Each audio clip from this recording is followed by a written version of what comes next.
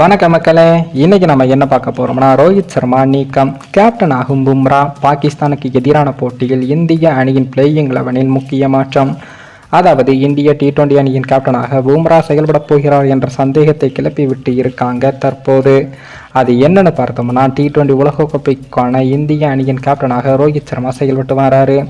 இந்திய அணியின் துணை கேப்டனாக ஹர்திக் பாண்டியா நியமிக்கப்பட்டு இருக்காரு.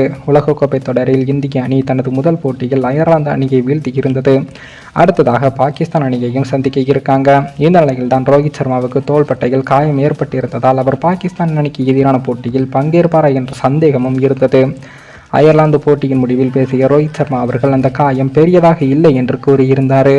ஆனாலும் அடுத்த கட்ட பயிற்சியின் போது அவருக்கு அந்த இடத்தில் வலி இருந்ததால் அவரால் விளையாட முடியாத நிலை ஏற்படும் என்ற சந்தேகமும் இருக்கு. இந்த நிலையில் தான் பும்ராவின் மனைவி ஜஞ்சனா கணேசன் அவர்கள் தனது சமூக வலைதள கணக்கில் பும்ரா குறித்து ஒரு பதிவை வெளியிட்டிருக்காரு. அதில் பும்ரா டாஸ் போடுவதை பார்க்க என்னால் பொறுமையாக இருக்க முடியவில்லை என்றும் கூறப்பட்டு இருந்தது. அதாவது பும்ரா டாஸ் போடுவதை பார்க்க விரும்புவதாக கூறியிருக்காரு. ஒரு போட்டியில் தான் டாஸ் போடுவார்களே, ஒருவேளை கேப்டனுக்கு காயம் ஏற்பட்டாலோ, அவர் அணியில் களமிறங்கவில்லை என்றாலோ அவருக்கு பதிலாக துணை கேப்டன் அணியின் கேப்டன் பொறுப்பை ஏற்பார். ஆனால் அப்படி பார்த்தால் கூட ஹர்திக் பாண்டியா இந்திய அணியின் கேப்டனாக செயல்பட வேண்டிய நிலை வரும். ஆனால் பும்ரா டாஸ் போடுவதை பார்க்க ஆவலாக இருக்கிறேன் என அவர் மனைவி கூறியிருப்பது சந்தேகத்தை கிளப்பியிருக்கு.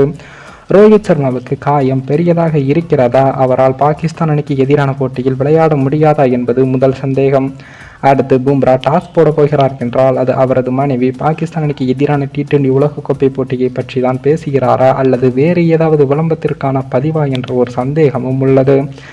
மேலும் இந்த வீடியோ ஏதோ ஒரு விதத்தில் உங்களுக்கு பிடித்திருக்கும் என்று நினைக்கிறேன். நம்ம சேனலுக்கு புதிதாக வீடியோ பார்க்கிறீர்கள் என்றால் மறக்காமல் சப்ஸ்கிரைபர் செய்துவிட்டு பாருங்கள். இன்னொரு வீடியோவை சந்திக்கும் வரை நான் உங்கள் தமிழ்.